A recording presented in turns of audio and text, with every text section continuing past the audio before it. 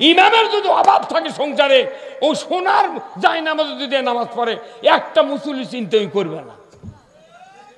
কতক্ষণ না ইমাম পাচ্ছে 3000 টাকা মাস বেতন, আর ওই মোতাল্লির বেটা প্রাইমারি বেতন পাচ্ছে 43,000 টাকা। এখন এক বেটা বিসিএস পরীক্ষা দিতে রিটেন চান্স পাচ্ছে, ভাইয়া দেবের কাছে শুক্রবারে বগুড়া ঢাকাত ইমামের কাছে 10 কেজি খুরমা নিয়ে এসে করছে, হুজুর এনা দোয়া করবেন, আমার বেটা বিসিএস ভাইবা দেবের কাছে চাকরি দেন আল্লাহ করে হয়। ইমাম এখন নামাজের পরে মিলেট টিলেট করে দোয়া করছে, দোয়া করে আল্লাহ মোতাল্লি সাহেবের বেটার চাকরি দে, আল্লাহ দিয়ে দে দে দে আল্লাহ দে। মোতাল্লি তখন করছে কি কথা রে, জোর করে চাকরি নিল রে। এখন শেষে যা কথা, আল্লাহ বেতনটা আমার লাগান দান হয়। তো ইমামের বেতন হলো 3000 টাকা মাস। এখন বেতন যখন আমার লাগান কষে, মোতাল্লি সিংকে হাত ধরছে, হুজুর আপনার লাগান বেতন হবে, আমি কত টাকা খরচ করে বিসিএস পরীক্ষা দেওয়াছি, এই বেতন হবে কে? করছে কে? আপনি তো মাঝে মধ্যে আমাকে কন, আমি টাকা আনা বাড়াবার চাইলি কন, হুজুর আপনার টাকার তো বরকত সেই বেশি, সে বরকত খেলে আমার ঘর থাকবে, আপনার ঘর তো যায়। কথা কন, মৌলবীকে কম বেতন আর পাম দিয়ে কয় প্রচুর বরকত। বাংলাদেশের শতকরা 14 জন ইমামও কুরবানি দিবার পারে না। আর মোতাল্লি বড় বড় ধনী ধনী মানুষ যাই নামাজ পড়ে ওই ইমামের পাশে, তারা কুরবানি কিনে নিয়ে এসে কয়, হুজুর আমি কুরবানি কিনছি 1.5 লাখ টাকা দেখে আসবেন। তো তখন হুজুরক দেখে ওই কুরবানি আলহের গামছা বেড়াচ্ছে। তখন ইমাম যাওয়ার করছে, ও কি করছে, হুজুর আপনার গরু সেই রকম। এখন জব করার দিনে করছে কুরবানি জব করেনি, জব করে তো দিয়েছে 10 টাকা, আর কত হুজুর কিছুক্ষণ পর আসেন গোস্ত দমনি, গোস্ত 3 ভাগ করে মিসকিনের ভাগের থেকে 5 কেজি গোস্ত ওই ইমামুক দিয়েছে পলিথিন করে দিয়ে। এখন করছে হুজুর দোয়া করবেন। আচ্ছা তুই কার ভাগের গোস্ত কাক দিয়ে তুই দোয়া চালু? হ্যাঁ কত কার?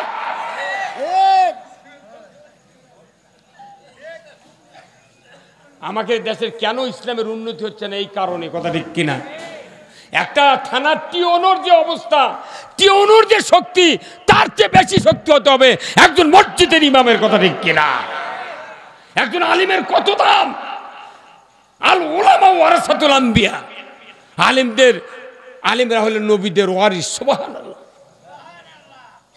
ভাইরা আমার, যাজ্ঞে সেই কথা আমি বলতেছিলাম, কারণ অর্থ দিল না। আল্লাহ তাআলা ওই জায়গা জমি দাবাতে লেগেছেন। হাদিস শরীফে এসে যে ওই কারুনের ওই দাবার সংখ্যাটা কিয়ামত পর্যন্ত ডাবতেই আছে, ওই ডাবতেই আছে। তাহলে ওই যাকাত আমাদের উপর ফরজ, কারুনের উপর ফরজ ছিল, কথা ঠিক কিনা? কারুন না দিয়ে ডাবে গেল। এখন আমাদের শেষ নবীর উম্মত আমরা, আমাদের অঙ্কার ডাববে না, কথা ঠিক কিনা? কি হবি? পোকা লাগবি, অভাব হবি, কথা কন না কে? এই বিভিন্ন সমস্যা ঝরিয়ে পড়ে দেবি, এগুলো বোঝা লাগবি যে ইয়ে হচ্ছে। এখন মাঝে মধ্যে সমস্ত ইরির ধান পড়ে যায় না ভাই, তখন এই ধান আলাদা আছে আমার হুজুর এই যে ওসরের বক্তৃতা করলেন, আমরা তো ওসর দিবারি শাসনও তে মুঠ পড়ে গেল কে? তখন আমি কই ভাই তুমি মেলা দিন হলো দেওনি, সেদিন আল্লাহ একবারে মোট লিয়ে গেছে, তোমাকে বকেয়া সব শোধ। মানুষ কোরআন শোনে কিন্তু আমরা মানি না। এই সবারটা বার হয়ে গেলে সবার বক্তৃতা শুনতে মানুষ মনে করে কালকে তাহাজ্জুদ পড়বো, দাড়ি কামাবো না, কিচ্ছু করবো না, জুম্মতি পড়ে থাকবে। কিন্তু ফজরের সময় ওই জুম্মত যায়নি, কথা কয় যায়নি। ভাইরা আমার, এই দুনিয়ার থেকে আমাদের বিদায় হতে হবে কিনা? তোর গহনা দিন ফু রাইয়া যাবে, তোর গহনা দিন ফু রাইয়া যাবে, যৌবনে লাগবে ভাটি, ওই দেখা যায় ডাকিতেছে তোমায় কবরের মাটি, ওই দেখা যায় ডাকিতেছে তোমায় কবরের মাটি। যারা আজকে 40, 50, 60 বছর আগে বিয়ে করছেন, ওনাদের যৌবন ভাটি আছে না উজানো আছে? হ্যাঁ, যৌবন আস্তে আস্তে শেষ হবি, আবার কব্বরও ডাকবি। হ্যাঁ, সন্ধ্যার আগে ডুববে রে বেলা, এক পলকে ভেঙ্গে যাবে তোমার রঙ্গেরি মেলা। এক পলকের মধ্যে শেষ, মরা শেষ আর মেলা ভাঙ্গা শেষ। সন্ধ্যার আগে ডুববে রে বেলা, এক পলকে ভেঙ্গে যাবে তোমার রঙ্গেরি মেলা। কারে দিবা তুমি জোরে ধমক, কারে দিবা তুমি জোরে ধমক, কার মাথায় ভাঙবে লাঠি, ওই দেখা যায় ডাকিতেছে তোমায় কবরের মাটি। এমনও মানুষ ছিল পৃথিবীতে, 4 জন বাদশা ছিলেন এই পৃথিবীতে, 2 জন ছিল কাফের, 2 জন ছিল হচ্ছে মুসলমান। কাফেরের একজন হলো নমরুদ, তাম পৃথিবীর সূর্য উদয় থেকে অস্ত পর্যন্ত পৃথিবীর বাদশা নমরুদ। বক্তে নসর কাফের, পুরো পৃথিবীর বাদশা। সুলাইমান আলাইহিস সালাম তিনি ছিলেন সারা পৃথিবীর বাদশা, আর জুলকারনাইন ছিলেন সারা পৃথিবীর বাদশা। কথা ঠিক কিনা? এমনও দাপটে ক্ষমতাধর প্রেসিডেন্ট ছিল পৃথিবীতে, তারা মরে গেছে, কবর দেশে তার মাটি, ওই কবরের উপরে ঘাস আছে, গরু খাচ্ছে, বকরি খাচ্ছে, ভেড়া খাচ্ছে, ওটা আবার পেশাব করছে, কব্বর মধ্যে দাম কি দেওয়ারও সাহস নেই। কথা কয় কোথায় মুসলমান? এই নশ্বর পৃথিবী ছেড়ে আমাদেরকে যেতে হবে কবরে। কথা ঠিক কিনা? এই কবরের যদি চিন্তা করত দুনিয়ার মানুষেরা, তাহলে এই বাংলাদেশে এত দুর্নীতি হতো না। কতক্ষণ এত খুন গুম হতো, এত দুর্নীতি, এত টাকা পয়সা লুটপাট হতো, জোরে কোন হতো? তাহলে কিচ্ছু হতো না। কিন্তু কবরের চিন্তা কারো নাই, আমাদেরও নাই। কবরের চিন্তা করতে বলুন তো, কবরে কয়টা প্রশ্ন হবে? 4টা প্রশ্ন হবে মুমিনকে। যারা মুমিন হবে তাদের 4টা প্রশ্ন। 1 নম্বর হবে মান রব্বুকা ওমা দিনুকা ওমান নাবিউকা মান হাজার রাজুল। এই 4টা প্রশ্ন হবে। আর হাসরের ময়দান হবে 5টা প্রশ্ন, নামাজ, যৌবন, হায়াত, মাল আর তোমার জ্ঞান। এই 5টা, 5 আর 4 কয়টা? 9টা প্রশ্নের উত্তর দেওয়া লাগবে কবর থেকে হাসর পর্যন্ত। এর মধ্যে দাড়ি টুপি জুব্বা কিছু অন্য কোনো বিষয় নাই, খালি কোরআন আর হাদিস পড়ে 9টা প্রশ্নের উত্তর দিয়ে উত্তরকে রেডি করে কবর ঢোকা লাগবে। এখন এরই মধ্যে কিয়ামতের ময়দানে আল্লাহ একটা অফার, একটা লাইন দিয়েছে। অফার, অফার কি লাইন? রসুল বলছেন, আল্লাহর নবী বলছেন, যেদিন কিয়ামত হবে তাম দুনিয়ার মানুষ হাসরের ময়দানে হাজির হবে। ওই দিন আমার উম্মতের ভিতরে 73টা কাতার হবে। জোরে কোন কয় কাতার? 73টা কাতার হবে। 72 কাতার জাহান্নামে যাবে, 1 কাতার জান্নাতে যাবে। 72 কাতারই জাহান্নামত, আর 1 কাতার কোথায়? জান্নাতে।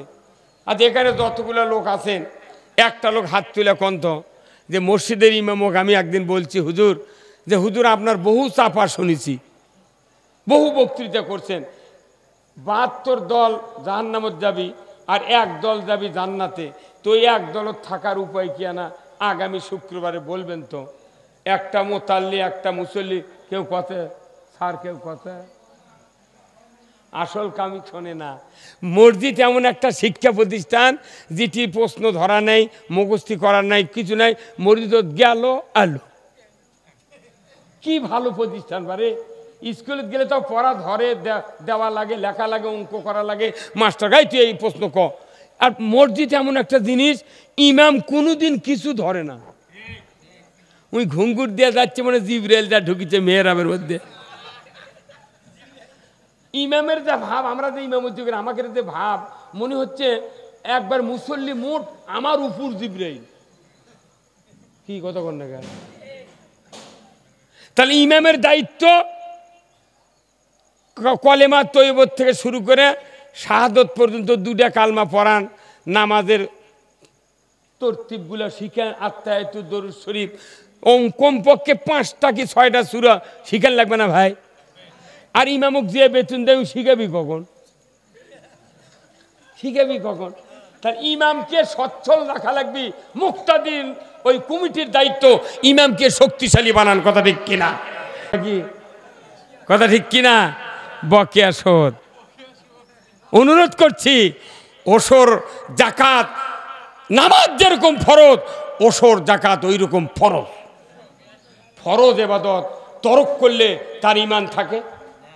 ভাইরা আমার, আসুন আমি আপনাদেরকে আর একটু এগিয়ে নিয়ে যাই।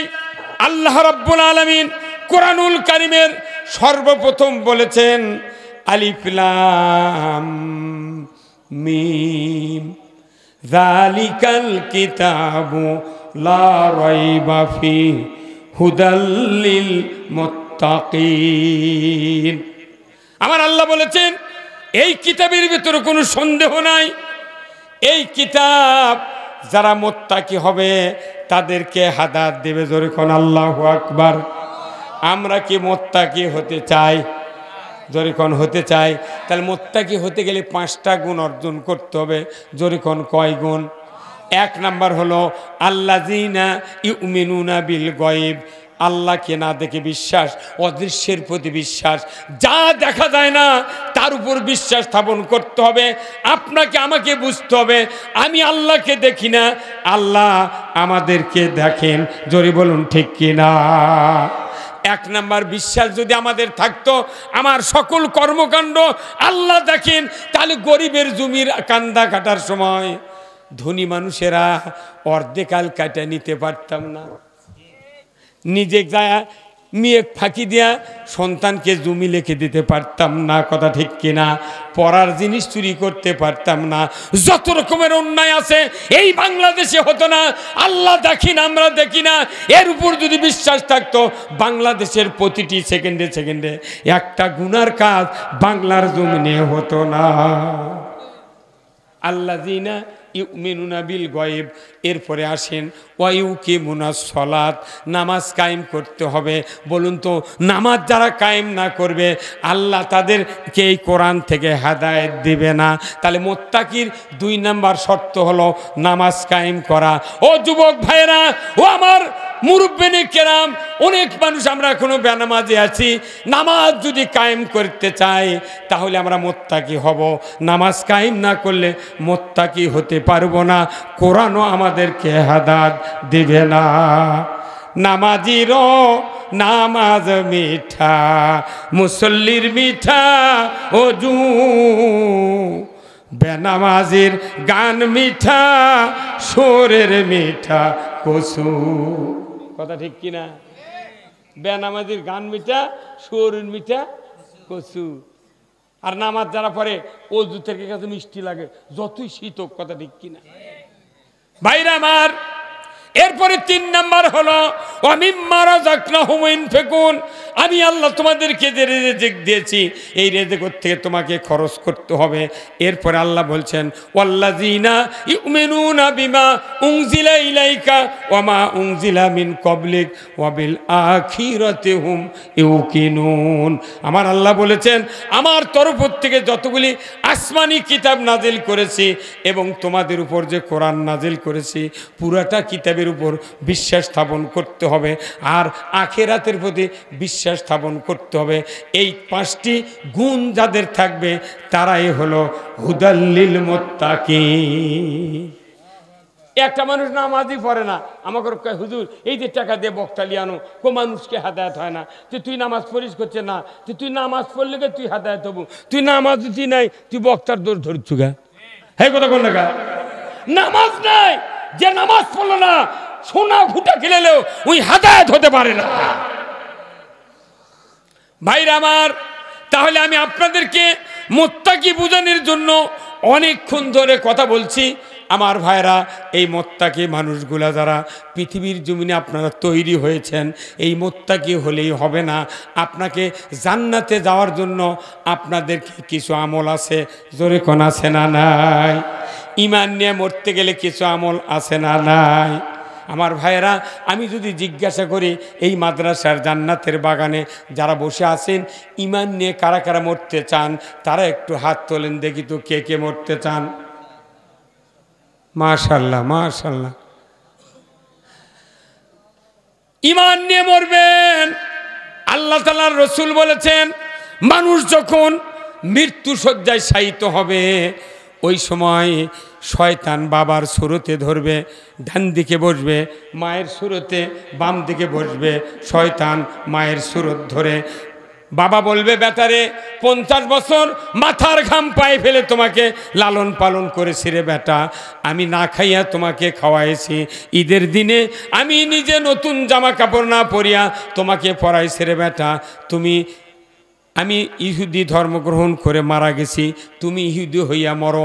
মা বলবে, বেটারে 10 মাস 10 দিন উদরে ধারণ করেছিলাম, আমি দুগ্ধ পান করাইছি 2.5 বছর, 5 বছর মেথরে কাজ করাইছি, শীতের ভিতরে কলিজার পরে রেখে তোমাকে শান্তি দিয়েছি রে বেটা।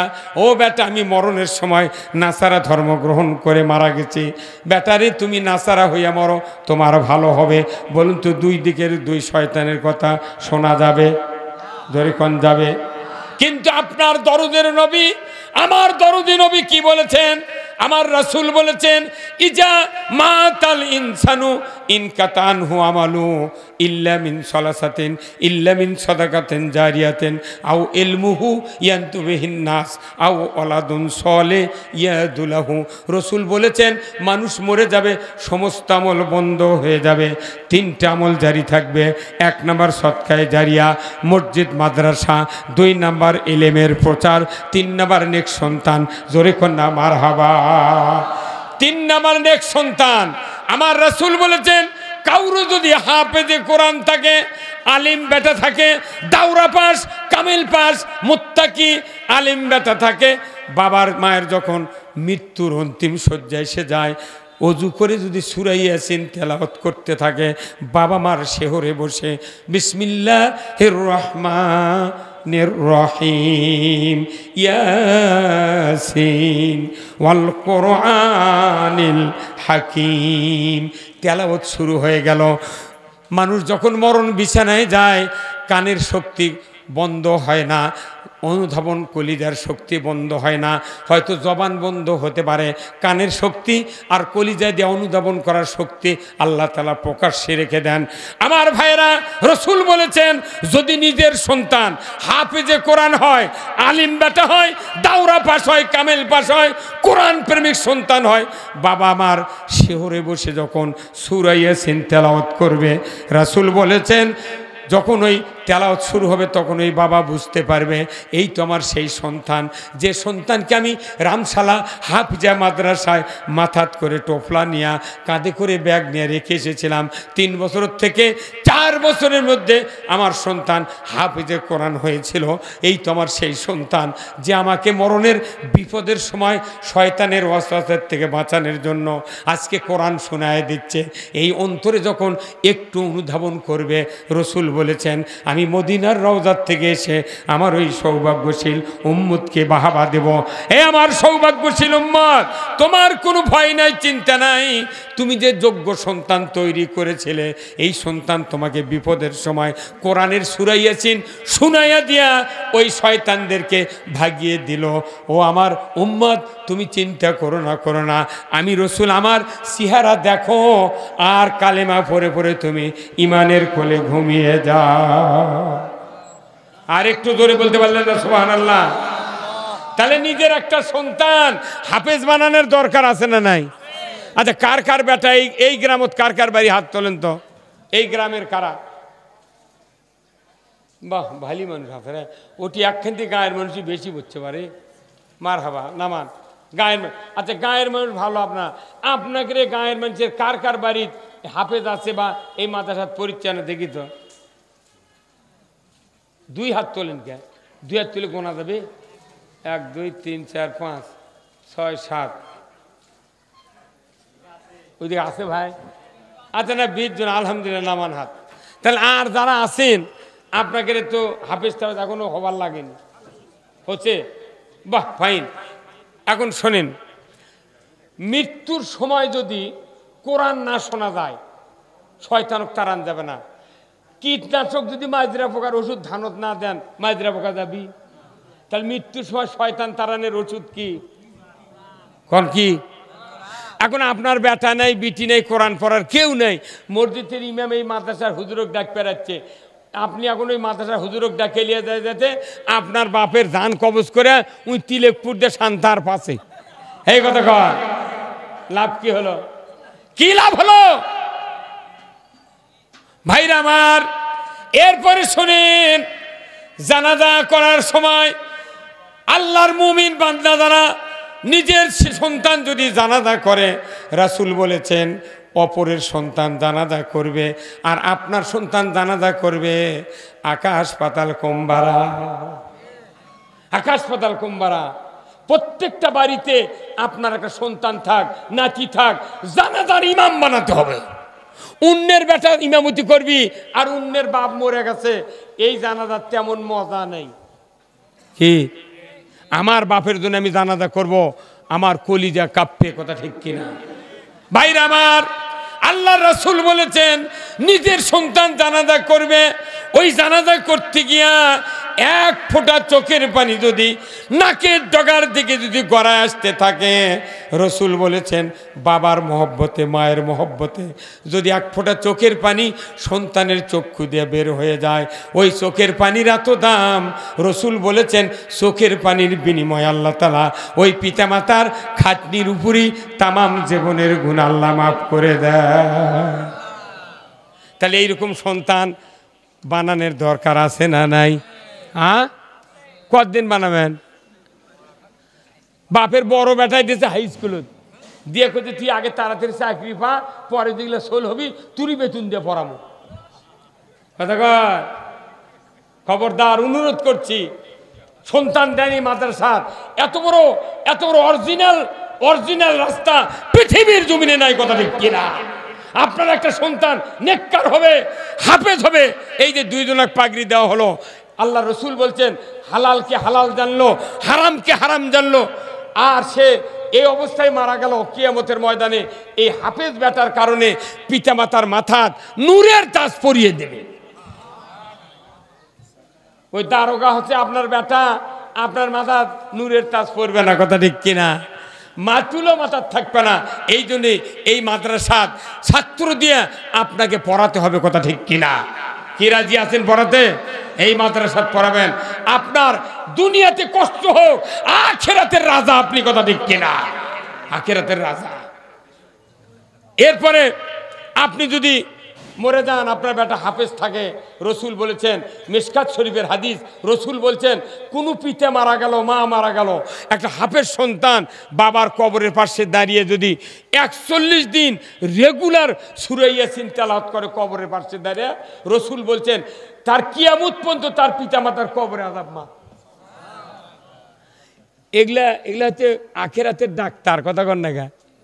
এগুলা আখিরাতের ডাক্তার। আমরা 7 ভাই, আমার আব্বা 7 বেটাকে মাদ্রাসাত পড়াছে, কি আমাকে আল্লাহ ভাত দিচ্ছে না, কথা কন? আর আপনি কে বড় বেটা কি দিয়েছেন আপনি হাই স্কুলত?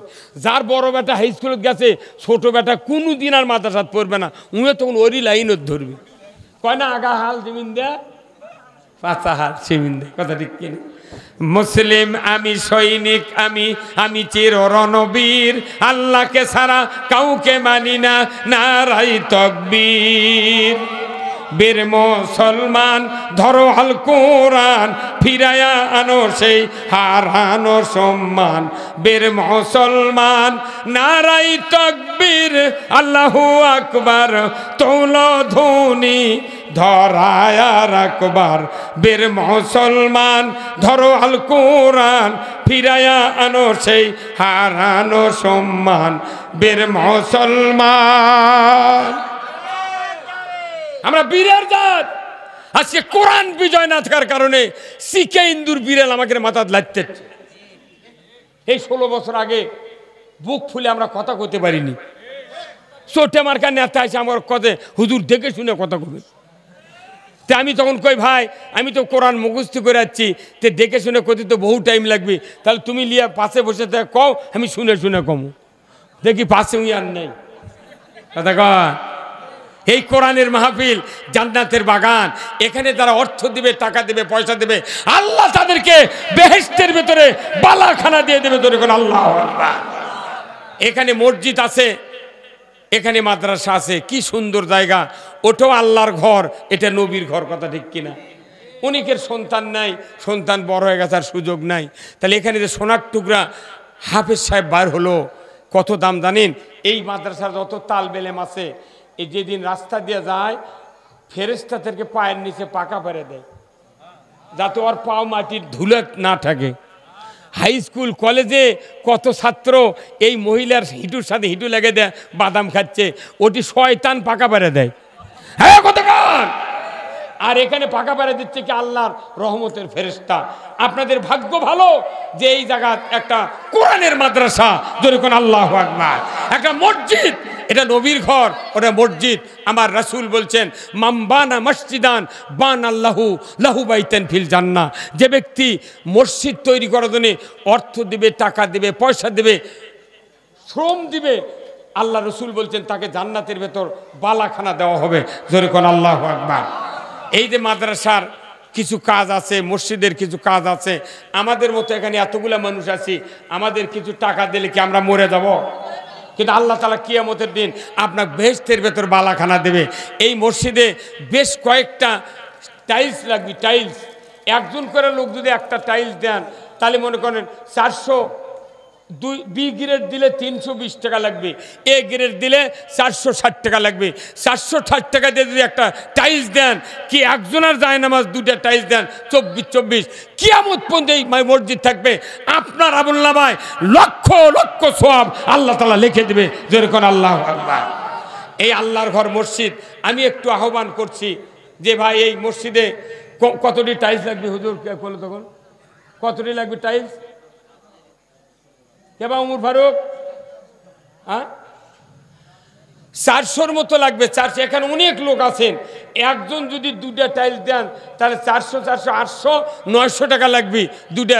এই 900 করে টাকা এই যদি দিয়ে টাইলস দেন, কিয়ামত পর্যন্ত তোমার নামাজ পড়বে, আপনার আমলনামায় সওয়াব যাবে। আল্লাহর কোন বান্দা আছেন একটু দেখি, একটা করে টাইলস দেন, আমি আপনাদের জন্য দোয়া করব। একটা করে টাইলস দেন, আমি দোয়া করব আল্লাহ তাআলা যেন এই টাইলস দেওয়ার কারণে আল্লাহ যেন আপনাকে জান্নাত দিয়ে দেয়। ধরে কোন আমিন। একটু একটু হাত তোলেন ভাই, যে আমি দুটা টাইলস দেবো কি একটা দেবো? একটা করে দেন, তাহলে অন্তত বহু টাইলস এসে যাবে। একটা করে দেন। আর যারা নগদ আছে দেন, আমি দোয়া করব। আলহামদুলিল্লাহ। ফায়ার সার্ভিসের ভাই, আপনার নাম কি?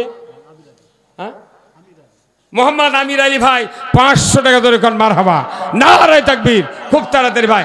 এটা করে একজন গরিব মানুষ ফকির সাইল হযরত আলীকে বললেন, ও আসাদুল্লাহিল গালিব, হে শেরে খোদা আলী, আপনার হাতে আনার ফল দেখতেছি, আপনি যদি দয়া করে আনার ফলটা আমাকে দিয়ে দিতেন, আমি প্রাণ ভরে আনার ফলটা খেয়ে দিতাম।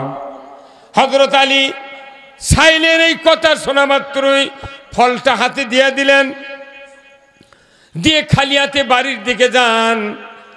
3 ধাপ যায়, 1 ধাপ পেছনে আসে।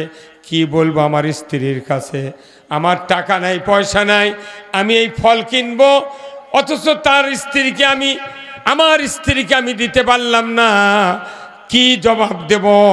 এই চিন্তা করে হযরত আলী বাড়ির দিকে দুঃখ ভারাক্রান্ত মন নিয়ে চলে যাচ্ছেন। যাইতে যাইতে যাইতে দরজার সামনে যাওয়া মাত্রই হযরত ফাতেমা দরজায় দাঁড়িয়ে মুস্কি হাসি দিয়ে হযরত আলীকে সালাম দিয়ে দিলেন। কোন সুবহানাল্লাহ।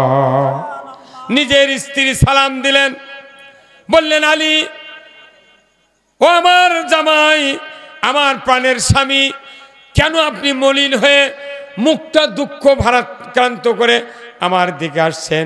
কি ব্যথা, কি বেদনা? হযরত আলী বললেন, ফাতেমা, তুমি তো চাদর দিয়েছিলে, এই চাদর দিয়ে আমি ফল কিনেছিলাম, প্রতিমধ্যে একজন ছাইল এসে ফলটা আমার কাছ থেকে চেয়ে খেয়ে নিয়েছে। আমি তাকে ফল দিয়েছি, আমি খালি হাতে আসতেছি। ওগো ফাতেমা, মন ভার, আমি তোমাকে কি জবাব দেব? ফাতেমা হাসতে হাসতে বললেন, ও প্রাণের স্বামী, দুঃখ নাই, কোনো বেদনা নাই। যখন আমি বুঝতে পেরেছি আমার স্বামী ওই ফকিরের হাতে আনার ফলটা দান করে দিয়েছেন, তখন আমার ফল খাওয়ার স্বাদ আল্লাহ তাআলা মিটিয়ে দিয়েছেন। কিছুক্ষণ পর একজন সাহাবী একটা খাসিতে করে ফল নিয়ে আসতেছেন, মাথার থেকে ফল আনতে আনতে ওনার কাছে এসে বললেন, হযরত আলী আপনার জন্য কিছু হাদিয়া পাঠিয়েছেন, আপনি এই হাদিয়া গ্রহণ করেন। এই ফলটা উনি মাথার থেকে খাসি নামালেন। তারপর আস্তে আস্তে ফলটা গুনতে গুনতে দেখা যায় 9টা ফুল। এই 9টা ফল গুনে হযরত আলী বললেন, ওগো আমার নবীর সাহাবী, এই ফল আমার নয়, আমার যদি ফল হতো ফল হবে 10টা, 9টা ফল আমি নেব না।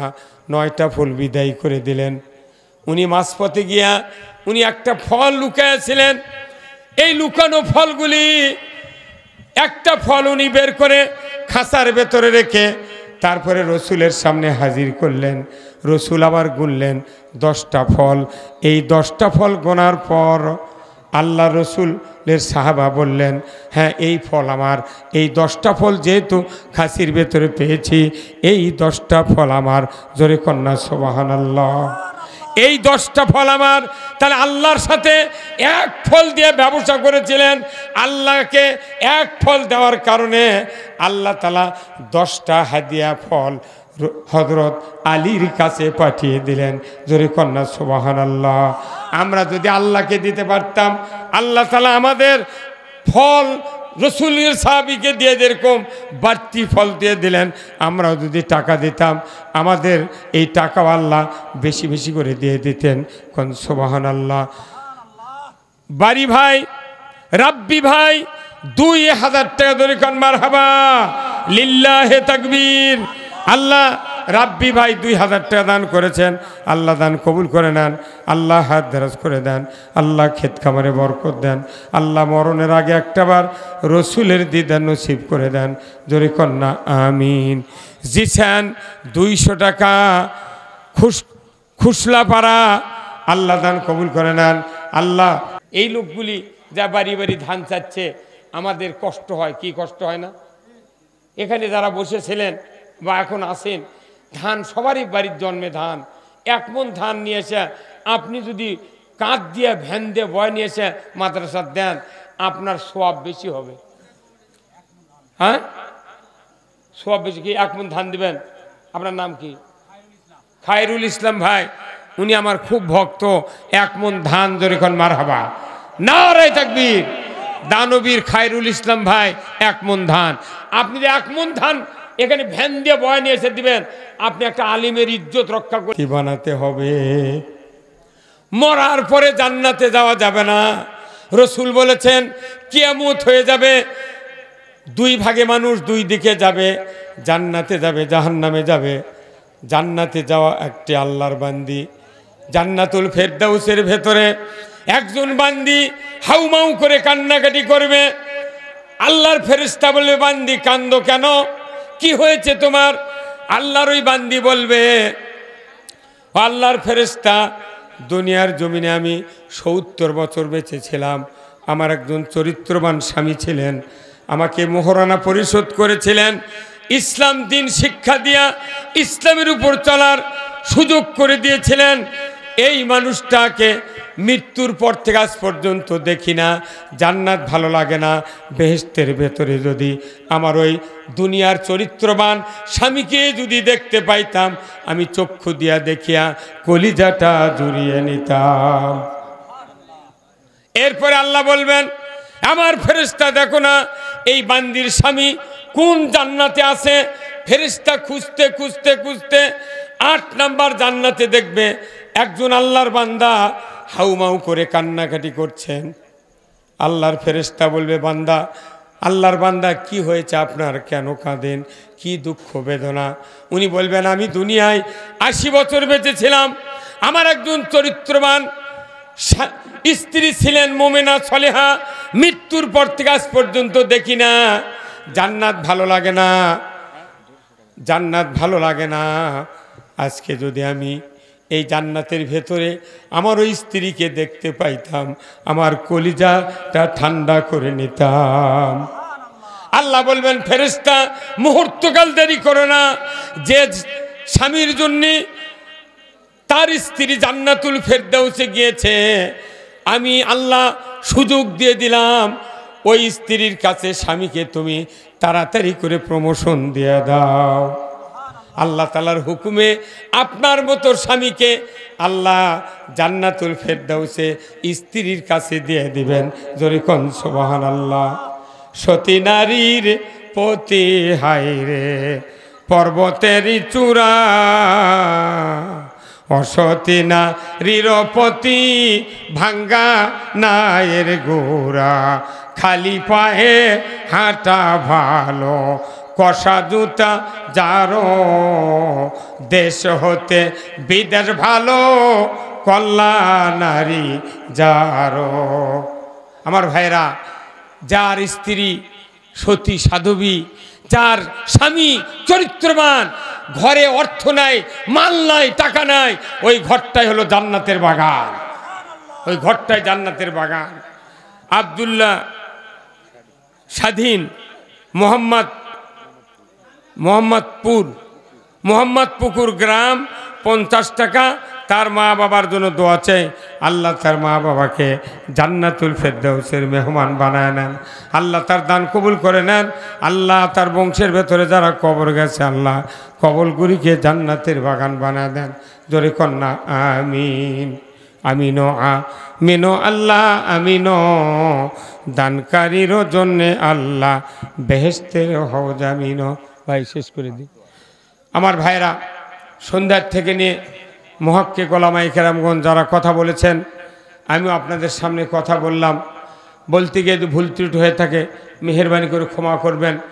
আমি আপনাদের জন্য দোয়া করি, আপনারা আমার জন্য দোয়া করবেন। সকলকেই মিলে যেন আল্লাহ তাআলা হাসরের ময়দানে আরশের নিচে জায়গা দেয়। সবাই বলেন আল্লাহুম্মা আমিন। কর্তৃপক্ষকে আন্তরিক মোবারকবাদ জানিয়ে, সভাপতি সাহেবকে ধন্যবাদ জানিয়ে আমরা আল্লাহর দরবারে দোয়া করব। সবাই মিলে আমরা ইস্তিগফার পাঠ করি। আস্তাগফিরুল্লাহাল্লাযী